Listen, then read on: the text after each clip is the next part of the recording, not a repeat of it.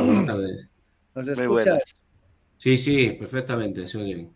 Vale, ahora, a ver, porque por aquí aparecen algunas. Ah, no, No sé si con Adriano he coincidido en algún evento, me suena. Lo acabo de decir. Yo creo no que yo he estado reunido contigo en Málaga, pero en mi otra vida, cuando tenía los ojos rasgados y era japonés. Él no puede decirlo, pero lo digo yo. Cuando estaba en Fujitsu, ahora está en HP. Pero Perfecto. bueno, cuando estaba en Fujitsu sí que ha podido estar por ahí. Sí, Vamos a sí, dar un sí. minutillo más porque ya estamos grabando, que lo sepáis todos.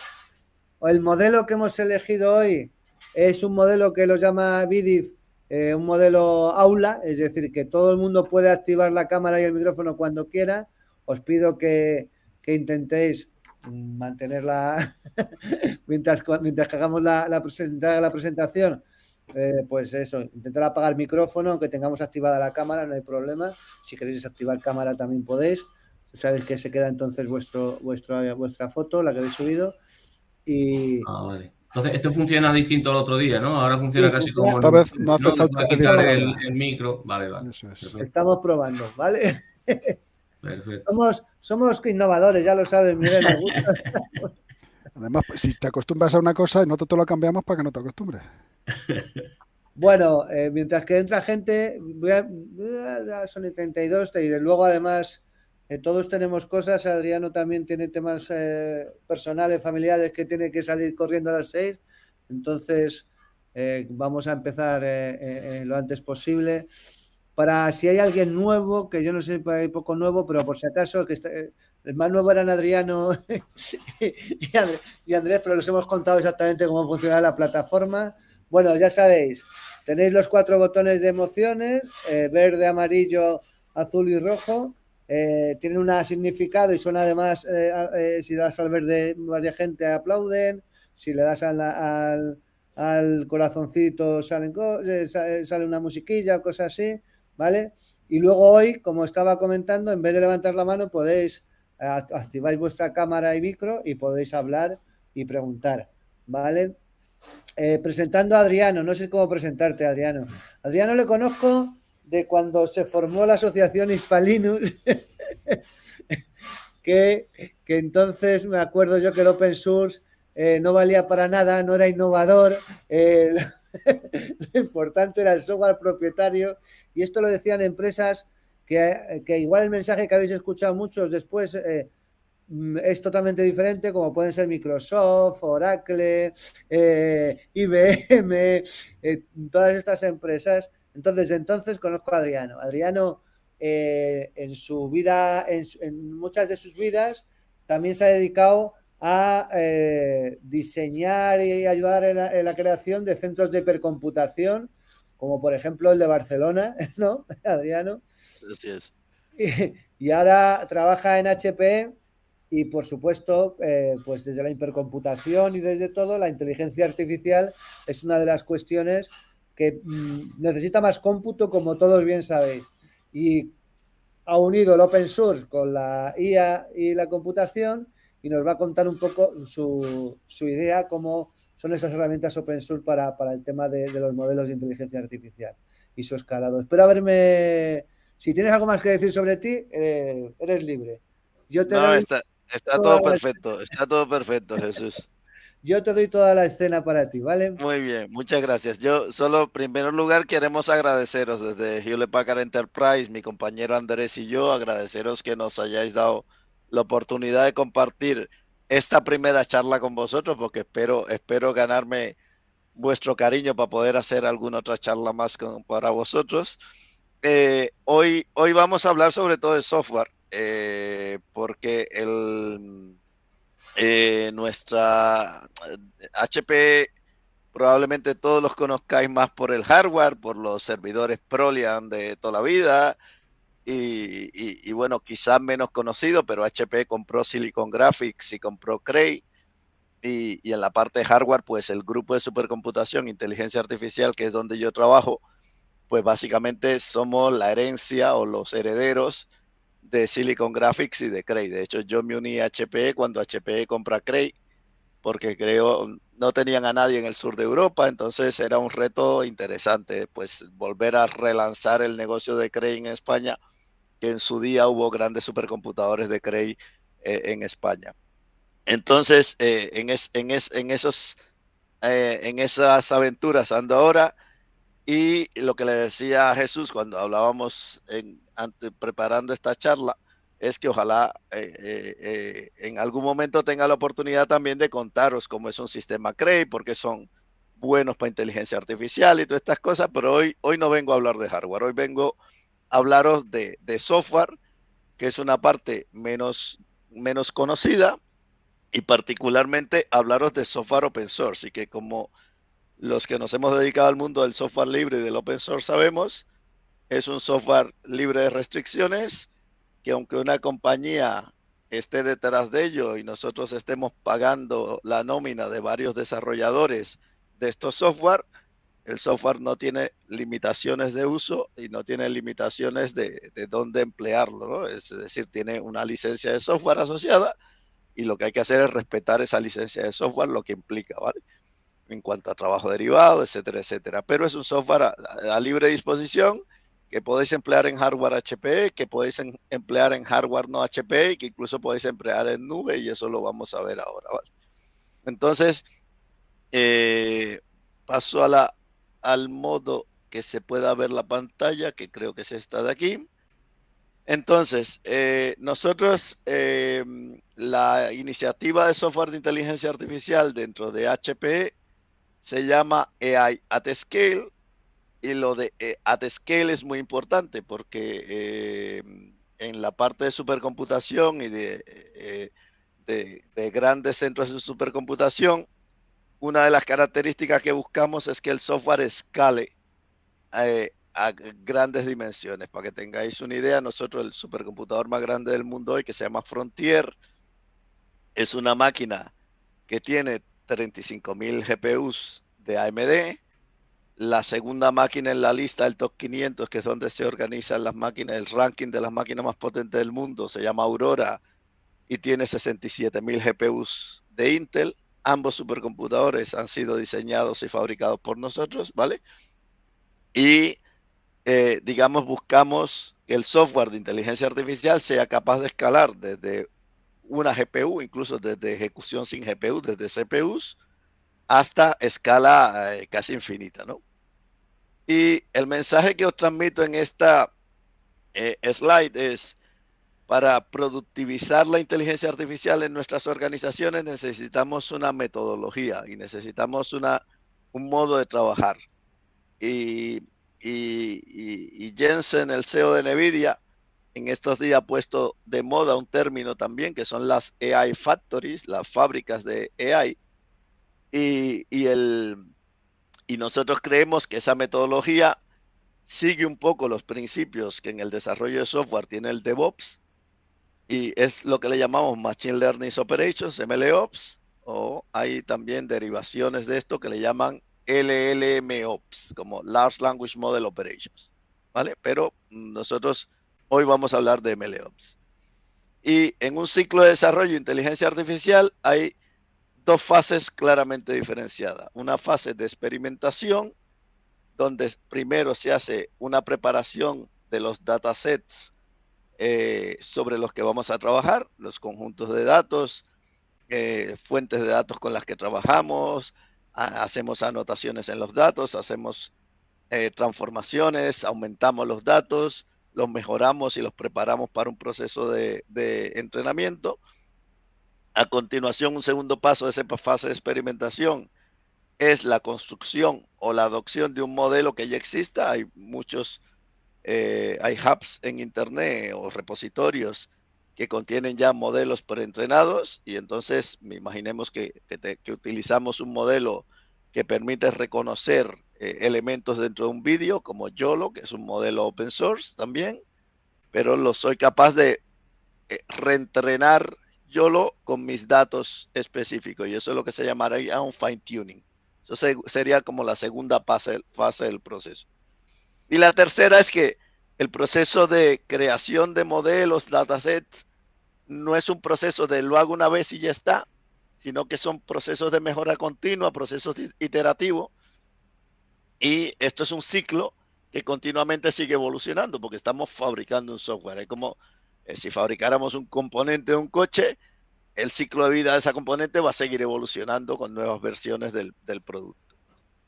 Luego, una vez que tenemos un modelo desarrollado con su versión 1.0, 1.1, 1.2 o lo que sea, tenemos que llevar ese modelo a producción. Y en el mundo de la inteligencia artificial, la puesta en producción de un modelo se le llama inferencia, porque en ese punto el modelo va a ser interrogado, se le va a acceder por diferentes interfaces y el modelo o una combinación de modelos van a dar respuesta a un conjunto de interacciones que van a ocurrir por el usuario final o el dispositivo, porque a lo mejor quien accede a un modelo entrenado ni siquiera es un usuario final, sino es un dispositivo autónomo, un dispositivo de IoT, etcétera, etcétera.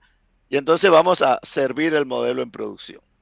Y una vez que tenemos un modelo en producción, pues tenemos que monitorizarlo, tenemos que actualizarlo. Esto es particularmente significativo si el modelo lo desplegamos en múltiples dispositivos de Edge o de IoT, ¿vale? Imaginaros que yo tengo desplegadas 2000 imágenes de ese modelo en 2000 lugares. Entonces tengo que hacer una gestión, lo que se llama una gestión de flota de software, ¿vale? Gestionar el ciclo de vida, la monitorización, parches, etcétera, etcétera. Y cuando salga una nueva versión del modelo, redesplegarlo, etcétera, etcétera, ¿vale? Hay que dar un seguimiento a todo esto. Eso sería un ciclo de MLOps. Si lo describimos un poquito más en detalle, ese ciclo de MLOps, hay como 6 pasos muy importantes. El primero, por supuesto, y el corazón de cualquier proceso de inteligencia artificial son los datos, cómo se hace la ingesta, cómo se analiza la calidad del dato con el que voy a trabajar. Un buen modelo con un mal dataset conduce a malos resultados y lo mismo a la inversa. Y la integridad de esos datos, podemos analizar en esa fase que el dato no tenga sesgos, que diferentes técnicas que podemos usar de transformación y análisis de datos. Esa función principalmente la hacen data engineers, personas que están más acostumbradas a tratar con la naturaleza de los datos, de dónde vienen, cómo los ingesto, cómo los transformo, cómo los analizo. Luego pasamos a una segunda fase, que es donde ya empezamos a preparar o a desarrollar un modelo de inteligencia artificial. En este caso hablamos de modelos de deep learning, con lo cual estamos buscando cómo construir una red neuronal que nos ayude a hacer cosas, que nos ayude a reconocer objetos dentro de un vídeo, que nos ayude a reconocer dentro de una imagen qué se está viendo en una imagen, que nos ayude dentro de un texto a predecir la siguiente secuencia del texto. Esto es lo que hacen la IA generativa como ChatGPT, ¿vale? Y esa es la parte de preparación de modelo. Una vez que tenemos ese modelo desarrollado, normalmente en un lenguaje de programación como puede ser Python, pasamos a lo que se llama el proceso de entrenamiento. El proceso de entrenamiento es un proceso de cómputo intensivo. Mientras más grande es el modelo y más grande es el dataset, mayor es la capacidad de cómputo que necesito. Y aquí lo que se ha puesto de moda hasta el punto de convertirla en la cuarta empresa por capitalización bursátil del planeta son las GPUs, y especialmente las GPUs de NVIDIA, ¿vale? También es cierto que no solo de GPUs vive el hombre, es decir, que primero no es NVIDIA la única marca que fabrica GPUs, y segundo, que hay otros dispositivos que también pueden emplearse en procesos de entrenamiento que no necesariamente son GPUs, como por ejemplo FPGAs o ASICs dedicados, ¿vale? Pero el gran mercado, el gran potencial de mercado han sido las GPUs.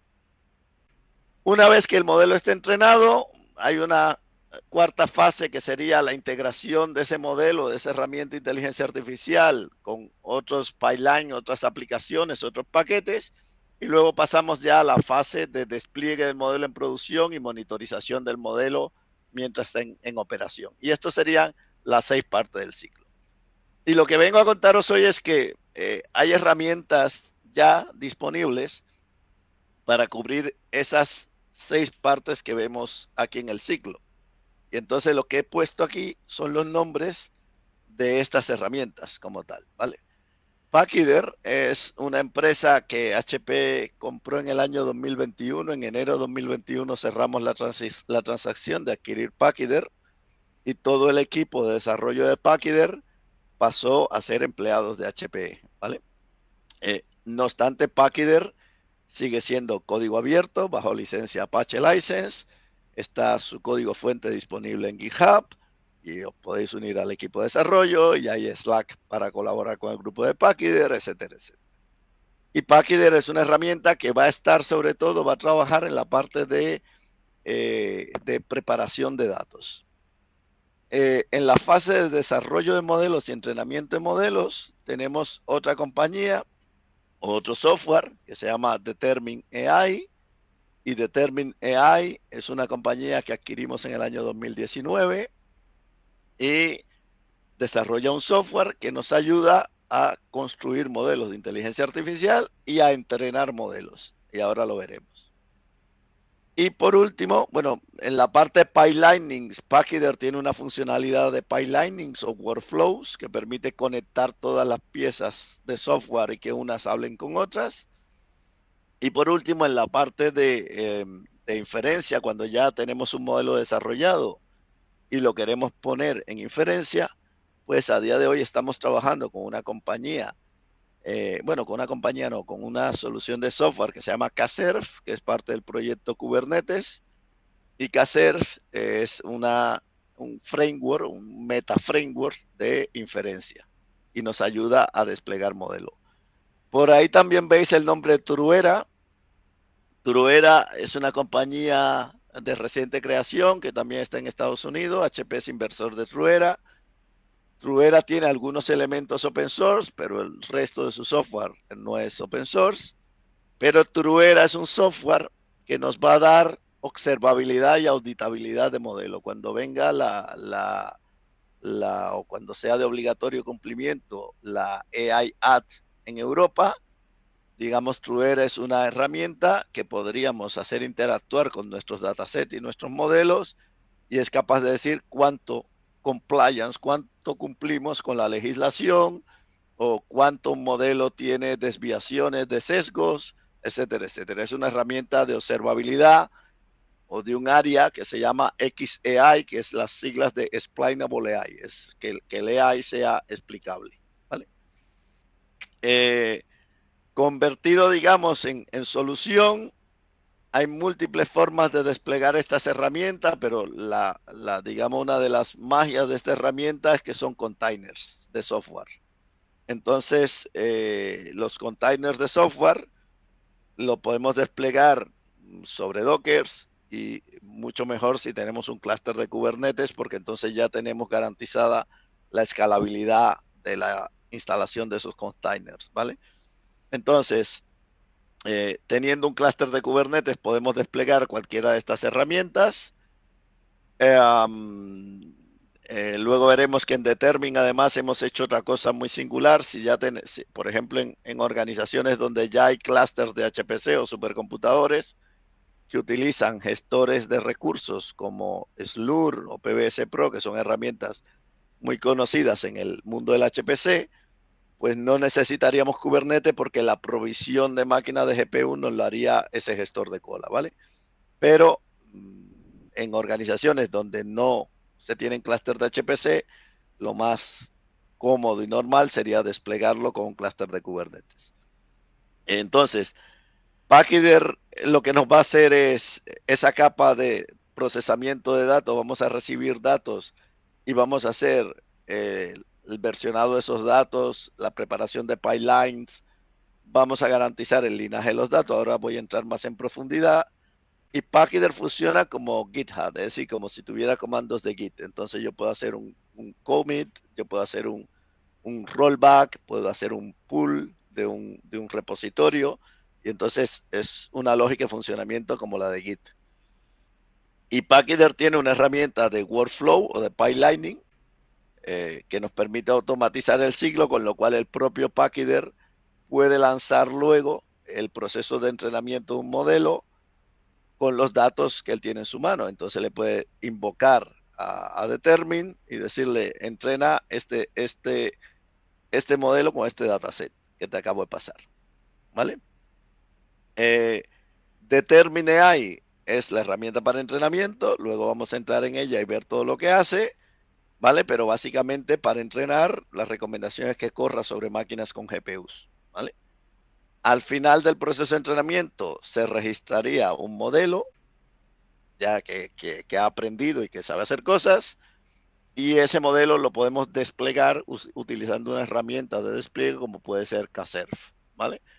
Veis Truera aquí porque Truera es un elemento opcional, pero Truera es esa capa de observabilidad o auditoría del código, etcétera, etcétera, ¿vale? Es un poco el esquema de arquitectura.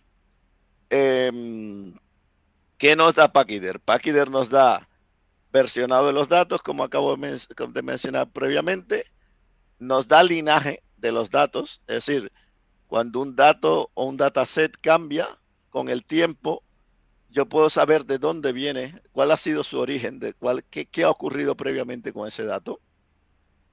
Es capaz de organizar los pipelines de los datos. Es escalable porque Pachyderm es una solución que en su definición, en su diseño, es un software containerizado. Por tanto, cuando Pachyderm envía datos, por ejemplo, lo envía en containers y podemos paralelizar el enviar un chunk o de un grupo de datos, es decir, un fichero muy grande que parto en pedazos, puede viajar en paralelo en varios contenedores a la vez, ¿vale? Y esto es una de las funcionalidades de Pachyderm. Pachyderm es un software que puede procesar cualquier tipo de dato de entrada, estructurado o no estructurado, tabular o fuentes de datos que vienen en streaming, como de Kafka, por ejemplo, o lotes, ¿vale?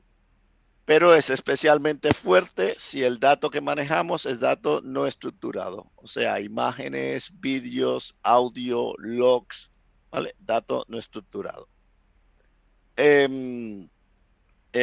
Pachyderm tiene 3 elementos básicos, que es una consola donde podemos ver y editar los Direct Acyclic Graph, es decir, todas las dependencias que hay durante el proceso de movimiento del dato, la vamos a poder gestionar por una consola. Luego vais a ver un ejemplo. A través de Pachyderm vamos a hacer la automatización de esos pipelines de movimientos de datos. Se van a hacer transformaciones de datos y se va a hacer una cosa muy interesante que es el sharding, que es la capacidad de lo que decía hace un momento, coger un fichero muy grande y dividirlo en diferentes segmentos o partes y mandarlas todas en paralelo a diferentes máquinas a la vez o máquinas con GPUs, ¿vale?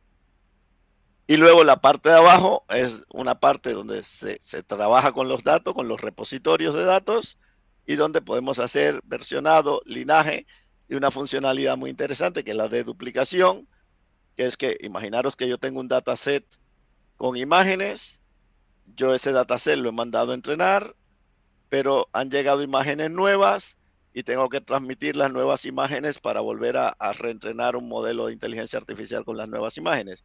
En esa fase, Pachyderm solo va a transmitir el incremental, no va a transmitir el dato que ya ha transmitido, ¿vale? Con lo cual, digamos, el ahorro de ancho de banda o de consumo de la herramienta es significativo. Es una herramienta que muchas compañías que se dedican a temas de IoT me preguntan por ella, ¿vale? Porque es una solución que a quien maneja datos y datos dispersos, etcétera, etcétera, le puede ser muy útil. Es multiplataforma o agnóstica en cuanto a plataforma. La base es tener un clúster de Kubernetes, por lo cual lo podemos desplegar en un clúster de máquinas on-prem. Lo podemos desplegar, esas máquinas on-prem pueden estar en un data center central o pueden estar en el edge, ¿vale? En un dispositivo IoT, un servidor IoT, ¿vale? O lo puedo desplegar en nube, lo puedo desplegar sobre Azure, sobre Amazon Web Services o sobre Google Cloud, ¿ok? Es decir, no hay limitación en dónde puedo instalarlo o usarlo, ¿vale? Y el resultado de esto es que Pachyderm nos va a generar reportes, modelos, visión analítica de estos datos. Por encima, además, es también agnóstica en cuanto a las herramientas con las que trabajamos arriba, con lo cual Pachyderm se integra con herramientas como Spark, como Apache Spark, se integra con Jupyter Notebooks, se integra con TensorBoard o TensorFlow, y luego también incluso hay una herramienta que se llama Label Studio, que es una herramienta muy cómoda para hacer anotación sobre imágenes, por ejemplo, para hacer labeling de soluciones, de datos, ¿vale? Aquí voy a pasar un poquito más rápido, porque lo bueno de transmitir una sesión de stream que no sé si os estáis durmiendo, ¿eh? Entonces, yo asumo que estamos despiertos todos, ¿vale? Entonces, esta es la parte que os decía de que es una herramienta. Eso es un aplauso, lo que oigo por abajo. Entonces, esto es una herramienta que, lo que decía, está orientada principalmente a la automatización de los datos, que nos permite el versionado en múltiples etapas del dato, que es agnóstico en cuanto al lenguaje con el que trabajo. Puedo trabajar con Python, con Scala, con Go, con C, ¿vale? Y luego que tiene auto-scaling y parallelization, es decir, el trabajo que yo haga en un conjunto pequeño de datos o en una escala pequeña de datos, ese trabajo luego me lo llevo a un sistema mucho más grande, con más máquinas, y el trabajo no cambia, está ya dimensionado, con lo cual va a escalar a lo que yo tenga por debajo, ¿vale? Esto viene a reforzar lo que os decía de la funcionalidad que tiene de poder hacer charting de un conjunto grande de un dataset, partirlo y partirlo en diferentes workers que en sí son contenedores y lanzarlo en automático. Y lo que dice es, no es necesario escribir el código con multithreading, porque el propio código en sí mismo ya está preparado para escalar, gracias a esta capacidad de paralelización. Y luego, esto es lo que contaba del versionado y el linaje. Esto es una de las cosas más potentes que tiene Pachyderm, porque básicamente nos garantiza lo que se llama el reproducible AI, es decir, que el AI sea reproducible, que un mismo dataset que yo entrene tiene que dar los mismos resultados. Entonces, aquí vamos a tener trazabilidad de todo. Cualquier dato dentro del dataset va a tener un ID y vamos a saber cuando se vaya a entrenamiento dónde está el ID de cada dato. Entonces, nos da trazabilidad completa de todo el proceso, ¿vale? Y lo mismo, podemos volver atrás, podemos hacer un commit, un branch, es decir, un truncado del ciclo de vida, hacer un rollback, volver a una versión anterior, etcétera, ¿vale? Y esta es una funcionalidad que para los científicos de datos también es muy útil, que es que Pachyderm lo vamos a integrar de modo nativo con los notebooks de Jupyter. Por lo tanto, yo soy capaz de montar en un Jupyter Notebook, puedo montar mi repositorio de Pachyderm, ¿vale? Y puedo operar sobre ese repositorio directamente desde Jupyter Notebook, como lo hace la mayoría de los científicos de datos que trabajan en ciencia de datos, ¿vale? Entonces, al final de la presentación, he preparado una pequeña demo de 3 minutos, que lo que vais a ver básicamente es un ejemplo utilizando unas radiografías. Entonces vamos a tener un dataset con las radiografías en bruto. Esas radiografías las vamos a transformar para mejorar el contraste, diferencia entre blancos y negros, para que se pueda detectar mejor cuáles son las zonas blancas sobre el negro, que puede ser el indicador de una neumonía. Esto es un ejemplo que se empleó en COVID, en análisis de enfermedades respiratorias, ¿vale? Y, digamos, del dataset de origen lo vamos a transformar para generar otro nuevo repositorio con las imágenes ya curadas o tratadas de este modo. Luego vais a ver, esto lo vais a ver en la interfase del Pachyderm, que es esto que veis en el rectángulo morado, que es que básicamente este es el pipeline, es decir, tenemos el dataset, el repositorio de rayos X, de imágenes de rayos X, se va a hacer el preprocesamiento.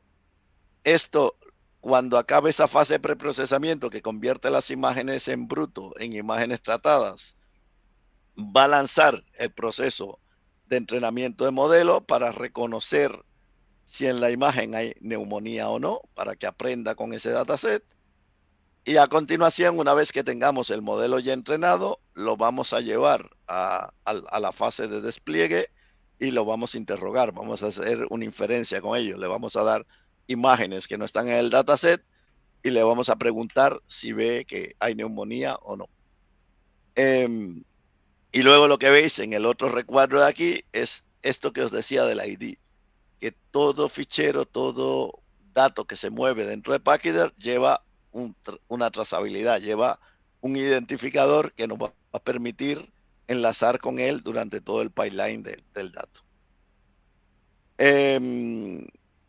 Hasta aquí os he contado Pachyderm, que os recordáis estaba en la primera fase, que era la fase de tratamiento y preparación de datos, y ahora vamos a entrar al entrenamiento de modelos.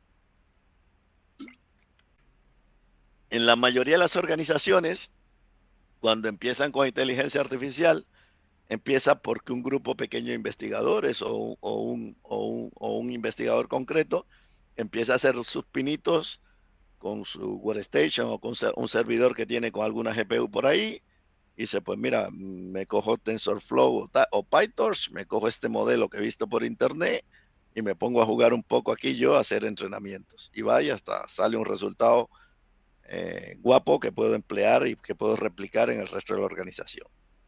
¿Qué pasa cuando la organización crece? Que cuando la organización crece y el número de personas que trabajan en inteligencia artificial es más grande, los diferentes grupos tienen su framework o herramientas de inteligencia artificial con las que están acostumbrados a trabajar. Habrá quien le gusta más TensorFlow, habrá quien le gusta más Keras, habrá quien le gusta más PyTorch. Y luego también podemos tener heterogeneidad en que hay quien entrena en Google con TPUs y hay quien entrena con GPU de NVIDIA y hay alguno pues que ha empezado a hacer sus pinitos con GPUs de AMD. ¿Vale? Entonces esta situación la podemos llegar a encontrar en la organización. Machine Learning Development Environment, aquí Jesús era cuando te hacía la broma de por qué mi gente de marketing estaba sobrevalorada. Pero Machine Learning Development Environment es el nombre de la versión Enterprise de Determine AI, ¿vale? Es decir, Determine AI sería Fedora y Machine Learning Development Environment sería Red Hat, para poner un ejemplo de cuál sería la diferencia entre ellos dos. ¿Qué aporta? Pero básicamente cuando hablo de esto estoy hablando de lo mismo, es decir, aunque le llame con este nombre, a nivel software prácticamente estoy hablando de lo mismo.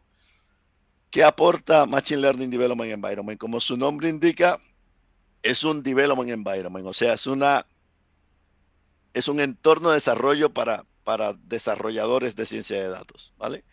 Con lo cual, lo primero que aporta es colaboración entre equipos. Un equipo es capaz de decirle a otro, mira, yo estoy trabajando en reconocimiento de imágenes con este modelo también puede aplicar para ti, entonces te puedo compartir el trabajo que estoy haciendo o te puedo generar un checkpoint para ti y a partir de ahí que tú sigas haciendo la evolución para lo que tú estás haciendo. Permite hacer la trazabilidad de todos los experimentos. Experimentos en Determine AI es un proceso de entrenamiento. Es que cuando yo mando a entrenar algo, ¿vale? Y hacer que los resultados sean reproducibles. Esto es muy importante, que siempre mismo dataset, mismos resultados. Y luego tiene mecanismos que nos van a ayudar a entrenar de modo más rápido, ¿vale? Empleando varias técnicas, pero una de ellas es la capacidad de hacer distributed training, que luego os voy a contar. A finales del año 2024, de este año, vamos a anunciar una nueva funcionalidad en esta plataforma, también en la versión open source, que se va a llamar Generative AI Studio. Y Generative AI Studio es la capacidad de que tengáis un repositorio, un hub de modelos, Large Language Model, on-prem en vuestra organización. Entonces, yo soy una organización, quiero tener como mi cloud privado de inteligencia artificial y quiero alojar en él los últimos modelos Large Language Model de Llama 2 de Facebook o de Meta, o quiero alojar Mistral, que es el Large Language Model que está más de moda ahora o que mejor resultado open source está teniendo, y voy a ser capaz de hacer eso. Voy a ser capaz de tener ese repositorio de modelos y la gente va a poder interactuar con esos modelos de muchas formas, empezando por hacer un prompt engineering, como hacemos con ChatGPT, ¿no? Es decir, la forma internacional con ChatGPT es meterle un prompt.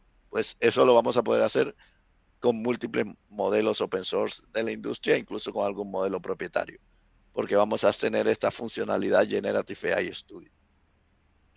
Y por último, lo que decíamos, mantenemos la posibilidad de que siempre el despliegue sea híbrido, que lo puedas desplegar en tu propio cloud on-prem o que puedas entrenar en nube, ¿vale?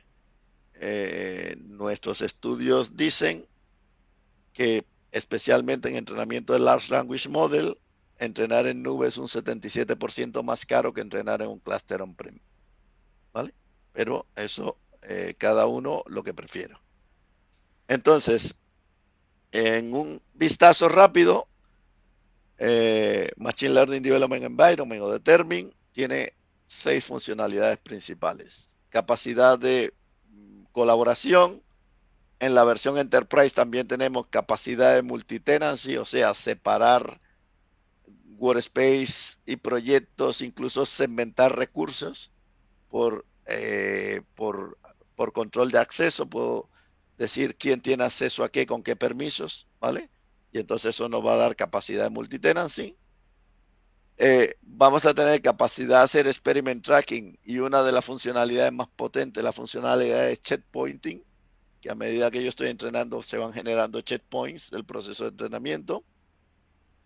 Vamos a ser capaces de entrenar más rápido porque tenemos distributed training, y distributed training significa que yo mi software, mi modelo, lo puedo estar entrenando en una máquina con 2 GPUs, pero de buena primera resulta que yo tengo un clúster con 4 máquinas de 2 GPUs cada uno, en total tengo 8 GPUs.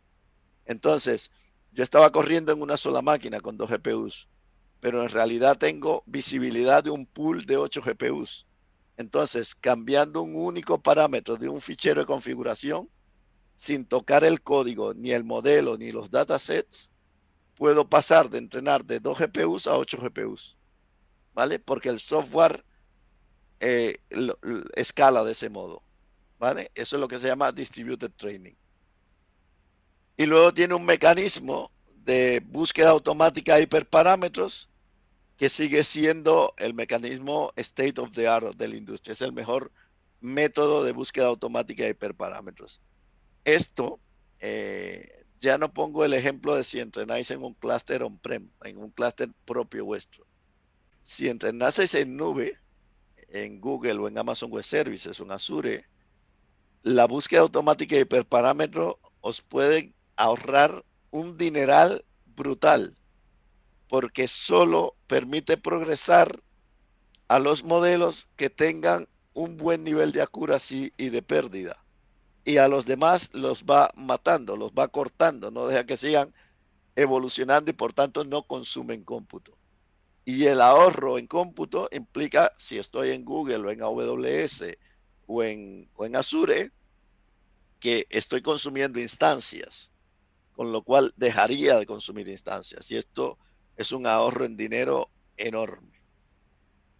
Esto ya lo había mencionado, que somos capaces de desplegarlo en cloud o en on-prem, y luego que podemos, si hay organizaciones que ya tienen clusters de HPC, no tienen que tener 2 hardware diferentes, un hardware para inteligencia artificial y un hardware para HPC, porque podemos usar el mismo hardware utilizando los resource schedulers que ellos tienen. Esto es lo de sustituir Kubernetes por Slurm y utilizar un solo clúster, ¿vale? Tenemos otra característica muy interesante, que es que permitimos heterogeneidad en cuanto a aceleradores. No dependemos de NVIDIA, ni corremos únicamente en NVIDIA. Obviamente soportamos muchos tipos de NVIDIA, incluido Grace Hopper, que es la última mega GPU, CPU de NVIDIA, ¿vale? Incluimos Grace Hopper entre las GPU soportadas, pero también soportamos GPUs de AMD, ¿vale? Y eso da la independencia a una organización de decir, no dependo tampoco de NVIDIA. Si el día de mañana quiero cambiar todo mi entorno de entrenamiento a AMD, lo podría hacer, ¿vale? Esto básicamente os lo he contado en la foto anterior, así que no lo reitero, porque como vais a tener el vídeo y la presentación, aquí tenéis todo el detalle de lo que hace la funcionalidad que viene incluida con Determin AI, ¿vale?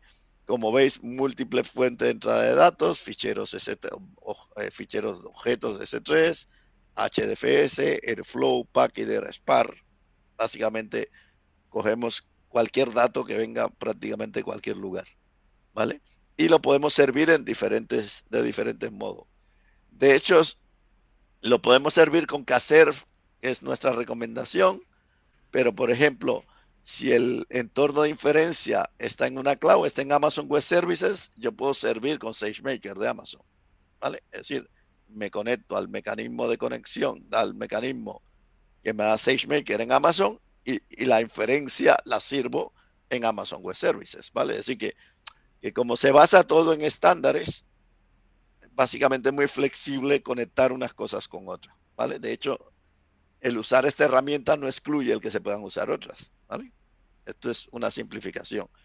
Entonces, esto que os lo he contado, básicamente contaros el mecanismo de Distributed Training, cómo funciona, como son containers, en cada máquina con GPU se instala un worker y el worker presenta el número de GPUs que tiene la máquina. Entonces, un máster que gobierna todo dice, ah, mira, yo tengo 4 máquinas y cada una me ha dicho que tiene 2 GPUs. Entonces, en total, yo tengo un pool de 8 GPUs, ¿vale? Y así es como se puede hacer ese escalabilidad del Distributed Training. Ojo, a diferencia de multiplísimas soluciones en la industria, nosotros lo que hacemos es scheduling de recursos. Nosotros no hacemos particionado, no hacemos virtualización, no presentamos virtual GPUs, nada de eso. De hecho, para un proceso de entrenamiento consideramos que eso es inútil, porque en un proceso de entrenamiento, un modelo, necesitas toda la capacidad y toda la memoria de la GPU, ¿vale? Entonces, usar MIG o usar virtual GPU con virtualización es una forma de perder recursos. Si vas a virtualizar, es mejor que hagas entrenamiento con CPUs, ¿vale? Porque por lo que cuesta una GPU, no desperdicies el recurso haciendo entrenamiento particionando la GPU. Es nuestro punto de vista, ¿vale? A lo mejor soy polémico, pero os lo digo como lo pienso. Esto que os cuento aquí, lo que veis aquí de la búsqueda automática y hiperparámetros, como veis aquí hay varios puntitos que se cortan, porque esos puntitos son los trabajos que no progresan, porque no tiene el accuracy necesario. Entonces solo progresan los trabajos que tienen un buen nivel de accuracy. Esto es el checkpointing, que vamos salvando en las diferentes iteraciones de ejecución del entrenamiento, los modelos, en especial aquellos modelos que tienen mejor resultado, y luego cualquier trabajo se puede interrumpir en cualquier momento. Yo puedo hacer una pausa de un trabajo de entrenamiento, o puedo suspenderlo y volver a levantarlo, etcétera, ¿vale? Esto es un ejemplo de la búsqueda automática de hiperparámetros. Esto es un ejemplo en la interfaz de cómo funcionan los checkpoints, de cómo puedo generar un checkpoint. Esto es un ejemplo de cómo puedo interrumpir un trabajo. Aquí veis la interfase que está ejecutando. Los numeritos de abajo son las épocas. Es decir, los datos viajan a través de la red neuronal en un ciclo continuo, ¿no? Pues aquí vemos 4.750 épocas, ¿no? Un viaje completo por la red neuronal. Pues aquí está corriendo, está ejecutándose, ¿vale? Pero si veis arriba, este trabajo ha sido pausado y luego tengo un botón de replay o de play y puedo volver a relanzar el trabajo, ¿vale? Esto también conecta con otra funcionalidad que tenemos, que es que podemos establecer prioridades de trabajo. Si a lo mejor hay un investigador o un área de la compañía que le tengo que dar una prioridad porque tengo que entregar el trabajo antes que otro, ¿vale? Y entonces puedo establecer prioridad y entonces pongo a dormir los trabajos que están consumiendo recursos en ese momento para que se ejecute el trabajo de máxima prioridad, ¿vale? Esto es otra funcionalidad que tiene la plataforma. Todo esto que estoy contando está en el software open source, ¿eh? No creáis que es la versión Enterprise lo que os estoy contando, que aunque use el nombre de la versión Enterprise por encima. No sé, oigo un sonido en los cascos. Entonces, el otro punto es la parte de colaboración, ¿vale? La capacidad de crear workspace y proyectos por departamento, por nombre de usuario. Puedo tener diferentes workspaces. Esto, el Single Sign-On y Role Based Access Authentication, sí está solo en la versión Enterprise, que es la capacidad de integrarme con un directorio LDAP, un directorio activo y establecer perfiles y roles. Puedo hacer forking de un experimento. Yo estoy trabajando con un experimento y puedo hacer un fork de ese experimento para trabajar, para que otro grupo empiece a trabajar con él desde otro punto dado. Y puedo hacer anotaciones del trabajo que estoy haciendo, básicamente porque integra un Jupyter Notebook. Esto que veis aquí es la vida real. Nosotros tenemos un demo center en Madrid, porque en Madrid tenemos el Centro Global de Excelencia de Inteligencia Artificial mundial de HPE, que está formado por chavales, que son cerca de 20 chavales recién graduados de la Politécnica de Madrid, de la Complu, de la Carlos III, de la Autónoma, y esos chavales que normalmente con doble grado, informática, matemática, etcétera, etcétera, o que han hecho formación en ciencia de datos, están pasando al COE con nosotros a trabajar en proyectos reales. Si os dais cuenta en la foto, dice Ismael, Paula, Pablo. Es que, o Rafa Tarantino, Raf. Es que estos son nuestros compañeros, entonces son sus workspace reales, ¿veis? Ismael tiene 4 proyectos, Paula tiene 4 proyectos, y tal. Esto es cómo tienen ellos su propio trabajo dividido. Amalia, que es la chica que nos ayudó a preparar estas slides, es otro de lo que veis aquí en la interfase. Pero lo que quiero decir, lo que estáis viendo aquí son pantallazos reales de la herramienta que la estamos usando nosotros internamente, ¿vale? Aquí podéis ver cómo podemos comparar diferentes modelos y experimentos. Aquí se estaba realizando la ejecución de Vicuña, que es una variación del Llama 2, de uno de los modelos más populares open source, Large Language Model. Obviamente lo que estoy diciendo es que con este software también podemos entrenar LLMs, ¿vale? La única expectativa que quiero que tengáis es que para entrenar un LLM desde cero hay que tener muchas GPUs o tener mucho tiempo, ¿vale? Es decir, si podéis esperar un año a que entrene el modelo, no hay problema, pero para que un gran modelo con muchos miles de millones de parámetros se entrene, necesitas tener bastantes GPUs, ¿vale? Y un aspecto clave, la memoria de la GPU también, ¿vale? Finalmente, bueno, no finalmente, aquí tenéis la capacidad de tener resource pools. Por ejemplo, este ejemplo que veis aquí dice 16 CUDA slot allocated, significa que tengo 16 tarjetas a 100, ¿vale? Y tengo una activa, es decir, que tengo de 16 tarjetas disponibles en el pool, estoy usando una. Bueno, ¿cómo le puedo asociar recursos? Asociarla a un equipo, a un workspace específico, la priorización que hablábamos, quien tiene prioridad en la ejecución de los trabajos, hay varios mecanismos de priorización, y luego la capacidad de hacer tracking o estadística de todo lo que ocurre en la herramienta, ¿vale? Aquí veis la parte de Cluster Management, donde vemos todos los recursos GPU que tenemos, y decimos, pues están tantos en uso, ¿vale? Y luego, si metemos un poco más el zoom, pues somos capaces también de ver cuántas horas de GPU se han utilizado y por quién, ¿vale? Cada color, cada código color, si os recordáis los nombres de mis compañeros, Paula, Pablo, José, ¿vale? Es decir, que podemos saber incluso quién ha hecho uso de qué recursos en el clúster. Adicionalmente, esta herramienta se integra con Grafana Prometheus. Entonces, podemos volcar todos los logs y toda la actividad a un servidor como Grafana Prometheus, que nos puede dar toda la visibilidad completa, toda la telemetría de la herramienta de uso de GPU, trabajos que se han lanzado, todo, ¿vale? Diferencias entre la versión Enterprise y la versión Open Source. Básicamente la versión Open Source tiene el 90% de todo lo que he contado. En la versión Enterprise incorporamos la capacidad de Single Sign-On, integración con directorio activo, la capacidad de integración con Slurm en lugar de con Kubernetes, si el cliente tuviese un clúster de HPC, y en la versión Enterprise hay soporte de HP. O sea, la versión Enterprise se licencia a 3, a 4, a 5 años y durante ese tiempo pues hay soporte de ingenieros de HP.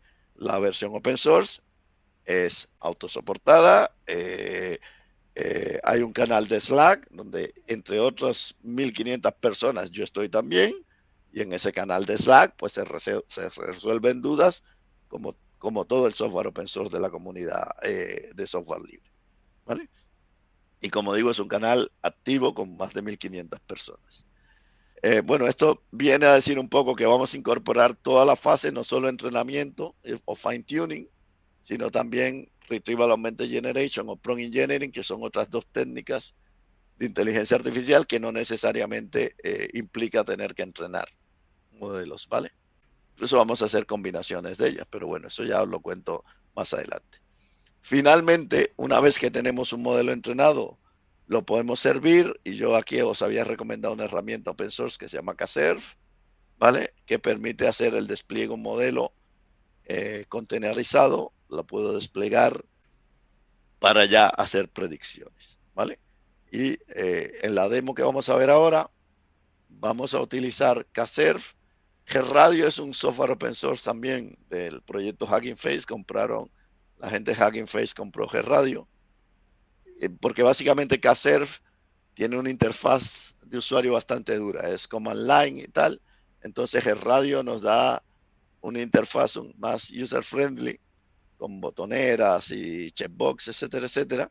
Entonces ponemos GRadio como un frontend para interrogar el modelo que estamos sirviendo con Kserve, ¿vale?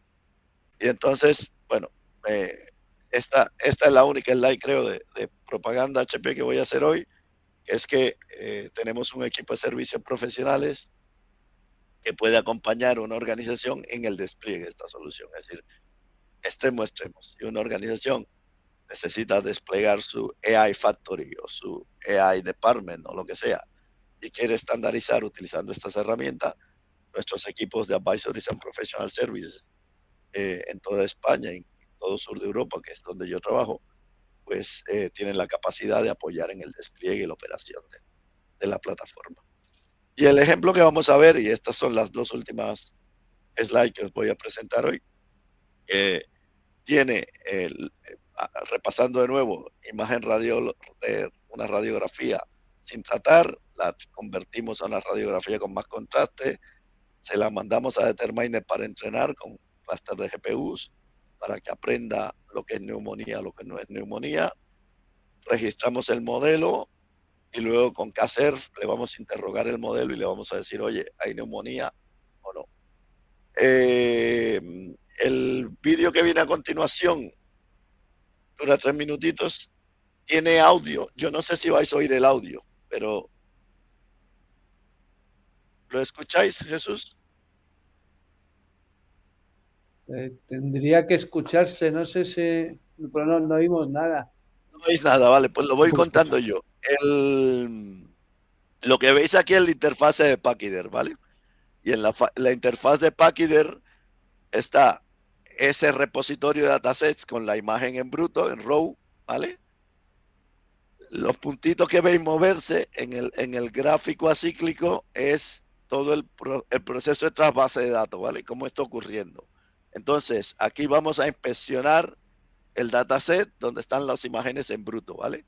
Y como veis, vamos a poder entrar al detalle específico de una imagen y ver esa imagen, ¿ok? Ahora vamos a preprocesar la imagen y la vamos a tratar, ¿vale? Le aplicamos un algoritmo con Python y mejoramos el contraste de la imagen. Generamos un nuevo repositorio con el dato ya tratado, ¿vale? Y este es el ejemplo con la imagen ya con el contraste aumentado, ¿ok? Y ahora esta imagen que ya está tratada es la que vamos a utilizar para entrenarla, para mandarle ese dataset a un modelo que tenemos preparados en Determine AI. y esta es la interfase de Determine AI. Si os fijáis, en la primera línea, este es el trabajo que se está entrenando. ¿Vale? Y aquí veis todo el proceso de entrenamiento, el botón que os decía de pausar o seguir ejecutando, la barrita de progreso, y aquí estamos viendo las diferentes épocas de entrenamiento, la pérdida y el accuracy, que son los dos parámetros importantes en un proceso de entrenamiento, un modelo de AI. ¿Vale? Ha terminado de entrenar, y aquí lo que enseñamos es que en la interfase pues podemos parametrizar también la salida de lo que vemos, ¿vale? Es decir, podemos ver qué parámetros quiero quedarme para analizar, ¿vale? Accuracy, pérdida, ¿vale? Entonces, y puedo ir por las diferentes épocas viendo lo que ha generado. Y ahora mandamos, una vez que esté entrenado, el modelo entrenado lo mandamos a inferencia. Lo ponemos en producción con Ksurf, ¿vale? Esta es la interfase de GetRadio, lo que os conté, tener una interfase amigable.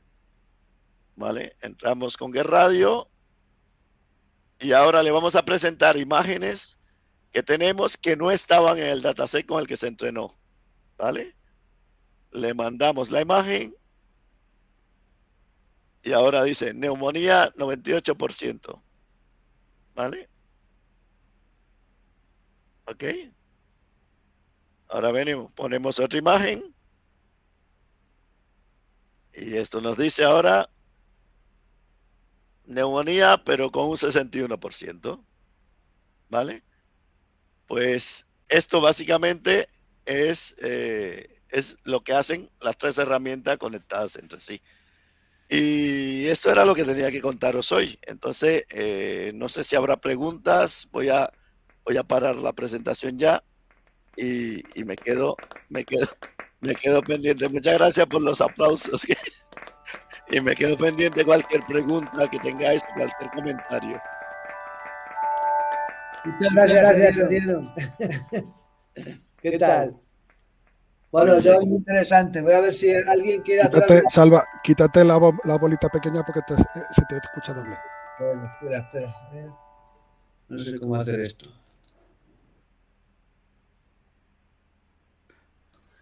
Ya lo he conseguido. Estamos un poco aprendiendo todo.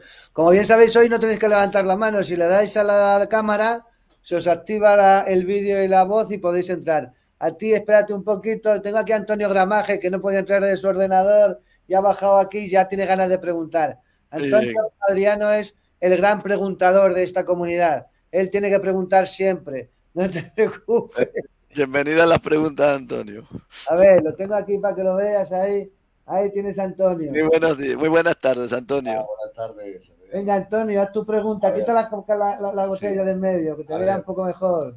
Yo quería preguntarte, y creo que puede ser un... No ha estado en toda la presentación, o sea que igual pregunta cualquier cosa. No. Voy a preguntar sobre todo por la experiencia vuestra cuando tenéis un modelo fundacional que ya está preentrenado, lo vais a especializar con algunas tareas. Sí. ¿Cómo tomáis la decisión de que hacer un fine tuning o hacer una técnica RAC? Es decir, de alguna forma, ¿cómo pesáis esa necesidad? Yo entiendo que pueden ser complementarios, evidentemente, pero en el caso de que, pues no tengo dinero, ¿sabes lo que te digo? Cuestión de costes, ¿cómo balanceáis eso?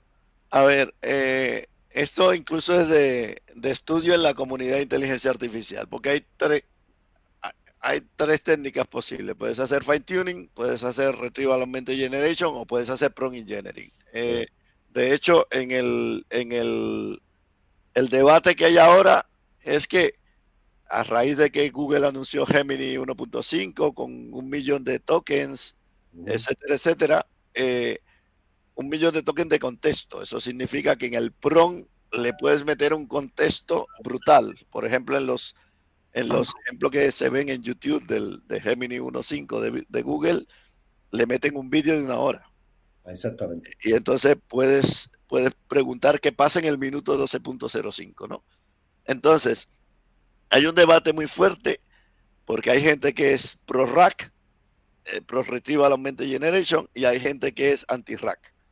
Entonces, estoy hablando de gente muy, muy significativa del mundo del AI, como Jan LeCun, Andrew Ng, o gente que son los padres fundacionales. Esos nombres que he dicho son premios Príncipe de Asturias. Le dieron el premio Príncipe de Asturias hace 2 o 3 años por ser los padres de la inteligencia artificial, junto con Dennis Hasabi y George Hinton.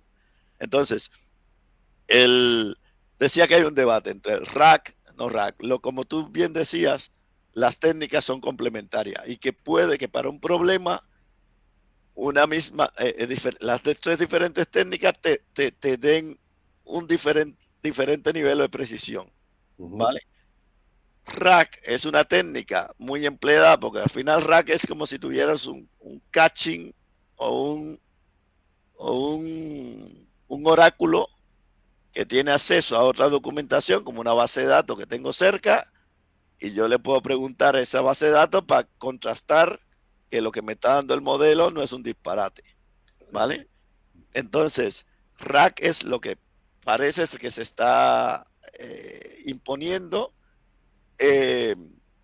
Obviamente, gran contexto sería genial, pero el debate con el gran contexto, cuando soportes 1 millón, es cuánto me vas a cobrar por la inferencia. Es decir, cuánto va a costar hacer inferencia en el Gemini 1.5 Pro, ¿vale? Porque eso no va a ser barato, porque la capacidad de proceso que necesitas para tragar 1 millón de tokens en el contexto es brutal, ¿vale? Con lo cual, yo no es, salvo que lo regale Google para ganar mercado, no creo que vaya a ser barato al inicio.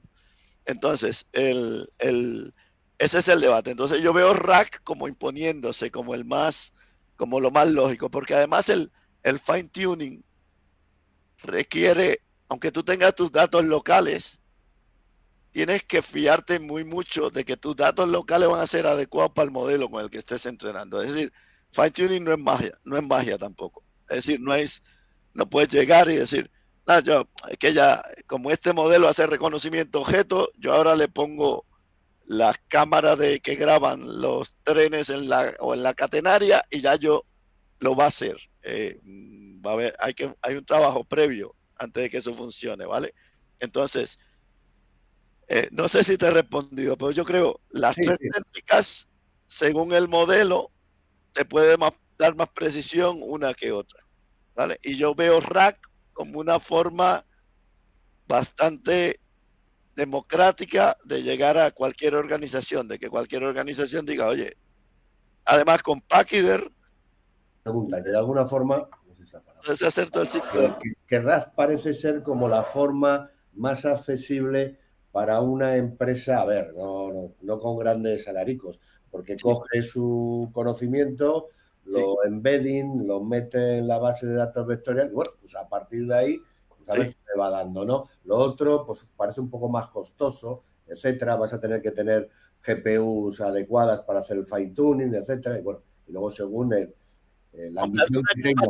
Alguna capacidad de GPU para hacer un fine tuning siempre es recomendable. Sí. Pero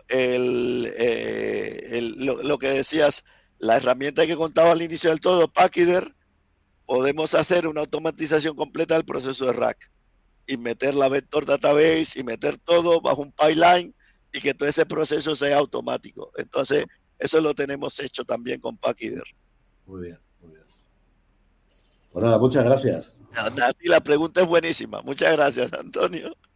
Gracias, Adriano. A ver, más preguntas. Fran, ¿tienes algo que preguntar? Puedes conectar, ¿no? Dicho Fran como cualquier otro. Vamos a hacer una prueba, ya verás. El que no se haya enterado de nada, que dé al botón rojo. El que más o menos al naranja, al que al 80% bueno, a la mitad al azul, al 80% al naranja y el que se haya enterado de todo al verde. Venga, a ver. Naranja, rojo, azul, rojo.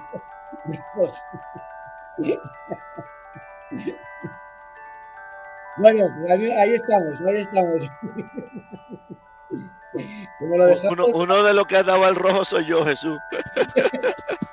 Yo no quería dar a nada para no. Yo le daba al rojo, yo estoy aprendiendo toda la vida estoy aprendiendo. A mí siempre me han dicho, dice, por lo menos si estás callado no saben si eres tonto o no lo eres. En cuanto hablas todo el mundo se da cuenta de que sí que lo eres.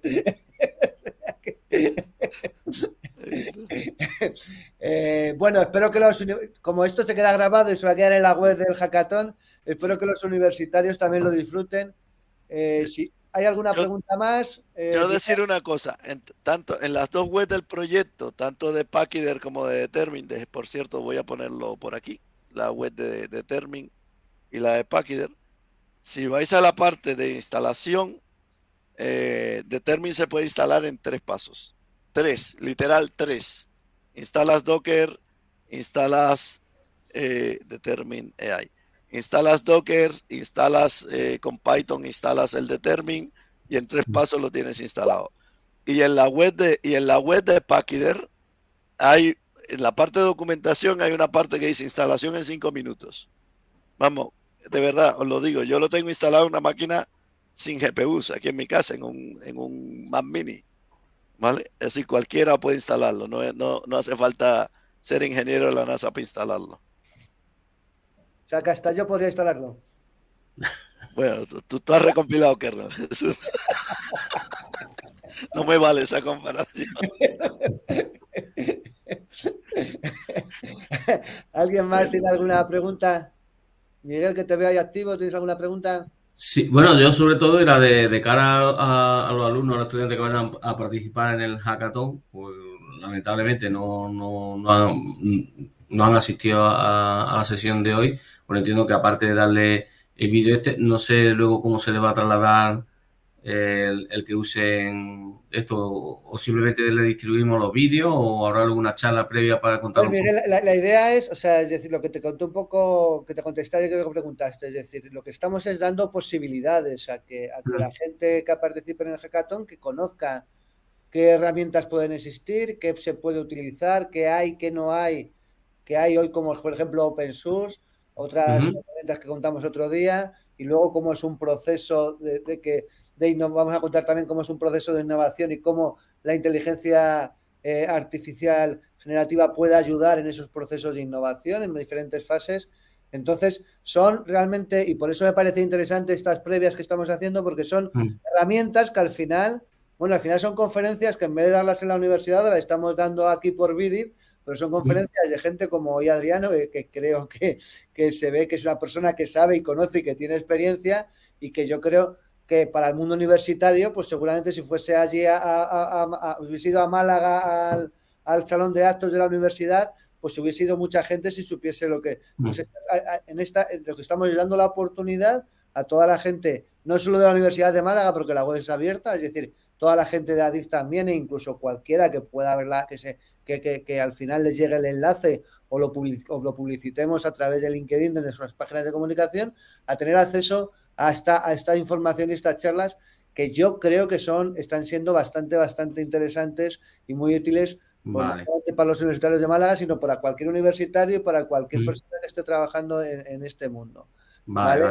¿Hay alguna charla como la idea es darle un portfolio de herramientas que ellos puedan utilizar? La idea exactamente es darle ese portfolio de que conozcan, que a veces a lo mejor pues estás en el mundo universitario, a mí me pasó en su día, y te centras mucho en las clases y en no sé qué, en la formación reglada, pero no ves todo lo que hay por el mundo, y por el mundo a veces hay muchas cosas, y más desde que empezamos con el software abierto, en el que la gente tiene acceso, que parece como que no puedes tener acceso a hacer cosas porque o trabajas en Google o en OpenAI, o no puedes hacer nada, y no es cierto, puedes hacer muchas más cosas, ¿vale? Sé que estas conferencias para algunas personas, sobre todo de la comunidad, gente que está centrada en más temas de la ética de la inteligencia artificial o cómo afecta al mundo laboral o al mundo empresarial, pues hombre, a veces son un poco arduas como esta, por eso sabía que iba a salir algún rojito por ahí, pero yo creo que son interesantes y además pues se quedan ahí como un valor tanto para DIF como para el resto de la gente, o sea que yo creo que esa es la idea, ¿vale? Y es, pues exactamente, dar una caja es decir, estamos presentando una caja de herramientas, de cómo va a ser el mundo, de qué vas a tener en este mundo ya del presente para construir el mundo del futuro. ¿Vale? Vale. De alguna manera. Y además, no voy a decir quién ha sido, pero alguien de los que está aquí, una de estas bolitas me ha dicho por el chat, tengo 20 pestañas abiertas y lo quiero todo. A ver, que el tema de que tenga la etiqueta open source es una ventaja fantástica, porque además esto, porque luego al final si te encuentras con el muro de pago, con el que prueba un poquito y luego paga y no sé qué, esto bueno, con las limitaciones que puedas tener con tu hardware, como decías tú, pues para ir probando. Yo os he contado solo lo que creo que a día de hoy está pegando más y son las herramientas más interesantes, ¿vale? Pero déjame compartiros la web de developers de HP porque hay varios proyectos open source, ¿vale? Entonces, a mí hay dos adicionales que me llaman mucho la atención. Hay uno que se llama SmartSync. Adrián. No, porque que estáis viendo la pantalla. Estamos viendo toda la presentación, porque solamente compartiste la presentación. Acuérdate que no presentaste no compartiste. Vale, espera, si lo voy a poner en el. Vale, lo pones en el. Vale, en el de esto de compartir enlaces. Vale, entonces. Avioncito. Vale, entonces hay dos proyectos ahí que a mí software open source HP. Hay dos proyectos que a mí me gustan mucho, aparte de estos. Uno se llama Chapel, que es un lenguaje de nueva generación. Que Chapel es un lenguaje que tiene paralelización nativa, pero con una sintaxis muy nueva. Es decir, es un lenguaje que de modo muy simplificado tú puedes ejecutar cálculo en GPUs de NVIDIA, de AMD, sin la complejidad de tener que meterte a ver cada parámetro de main copy de tal y más cual, de lo que lleva la complejidad de programación en CUDA. Entonces, Chapel es un lenguaje nuevo, va a salir la versión 2.0 pronto. Y luego el otro proyecto que me gusta mucho se llama SmartSync, y SmartSync es una herramienta que te mezcla simulación clásica de HPC con frameworks de inteligencia artificial. Entonces haces que código de simulación que tienes hecho en C, C++ o Fortran, lo compartes en memoria con sistemas de inteligencia artificial como PyTorch o TensorFlow. Y entonces puedes hacer IA y simulación a la vez. Entonces, son dos proyectos, los dos son open source y son dos proyectos muy llamativos. De todas formas, mi foco hoy era Pachyderm y Determin, porque muy poca gente en España sabe. Es decir, hay muy pocas herramientas que te permitan entrenar un Large Language Model. Y hay menos herramientas que sean open source para eso. Yo solo conozco una, que es Determin AI. Todo lo demás es software propietario. Entonces, qué mejor oportunidad que la Universidad de Málaga, que la academia, que la industria española sepa que estas cosas existen, porque es una forma de acelerar la innovación, pudiendo empezar a hacer pruebas de concepto y pilotos pronto, ¿sabes? Sin tanta complejidad. Muchísimas gracias, Adriano. Esa es la idea y ha sido maravillosa tu charla y saber que existen estas herramientas para poder empezar cuando queramos. Solamente un poco de glosario. Cada vez que decía HPC significa High Performance Computing. Y es sinónimo de supercomputación. Algunos decimos supercomputación y otros decimos HPC. Para que vea el vídeo al final, por lo menos. Eso es. Por si acaso. Porque claro, él trabaja en HPE ahora, pero HPC es la supercomputación, ¿vale? Mira, la broma que tengo... Es que todavía, lo que existe antes de que empiece a llegar los computadores cuánticos, que alguno hay, pero bueno, todavía es muy ajustadito. Pero eso hablaremos otro rato, ¿no? Porque nos podríamos tirar un año y medio hablando de computación, de HPC y de computadores cuánticos, ¿no, Adriano? Eso es. Yo te decía que tenía una broma, no sé si vais a tener que editar el vídeo a partir de este punto. Yo siempre tengo la broma dentro de HPE que HP se llama HP por Hewlett Packard Enterprise, porque Hewlett era el apellido y Packard eran los fundadores. De hecho, fue la primera empresa que surgió en Sunnyvale, en California. Si te vas a meter con tu empresa, paramos la grabación. No, pues me meto diciendo que HPC es Hewlett Packard y Cray. Entonces, pero no han querido cambiarle el nombre a la compañía, pero esa era la broma, Estás en ello. Muchísimas gracias. ¿Alguna pregunta más? Si no hay una pregunta más, le damos un aplauso muy grande a Adriano. Gracias. Muchas gracias, Adriano. Seguimos contando contigo porque creo que tenemos alguna conversación más que puede ser muy, muy curiosa y entretenida. Muchas gracias, Jesús y compañeros. Gracias a los asistentes, gracias a los que lo veréis en diferido y seguimos. Creemos, Miguel, tendremos hackathon el 19 y el 20 de marzo. Eso seguro. En el ferroviario de Málaga. Y allí también transmitiremos más. Tenemos las próximas sesiones las iremos publicitando, a ver si con bastante más tiempo y algunas son más fáciles de seguir para gente que no se dedique técnicamente al tema, sino cómo aplicar la inteligencia artificial a cosas a lo mejor más de la vida más cotidiana. Muchas gracias, Adriano, una vez más. Hasta luego. Os dejo a todos. Un abrazo, hasta luego. Esta grabación, Hal, y luego la subes. Bien.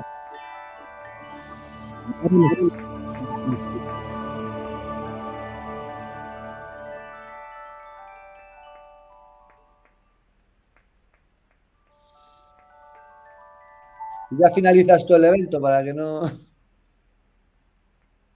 Adiós.